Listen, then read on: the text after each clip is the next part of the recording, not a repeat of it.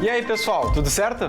Nesse 3 de junho começou a Semana Municipal do Meio Ambiente, com o tema Plante Árvores, Ideias e Boas Ações. A programação conta com bate-papos, palestras e diversas ações sobre educação ambiental. Além disso, a novidade deste ano é o Cinemagia 3D, que vai exibir o curta-metragem O Planeta Pede Socorro. O Dia Mundial do Meio Ambiente é celebrado nesta quarta. Não perca a programação. A Secretaria da Cultura anunciou mais 3 editais da Lei Paulo Gustavo. Acesse o QR Code que está na tela e fique por dentro de dicas para começar a organizar o seu projeto e as próximas etapas da aplicação da Lei Paulo Gustavo. E para finalizar, eu te convido para mais um evento que vai rolar aqui na Câmara. A partir das 7 horas da noite dessa terça, dia 4, o Centro de Atendimento ao Migrante vai receber o Prêmio Caxias do Sul, em homenagem aos 40 anos. A indicação é do vereador Rafael Bueno e tem como objetivo mostrar à comunidade o trabalho relevante da entidade. E quem não puder marcar presença pode acompanhar o evento de casa,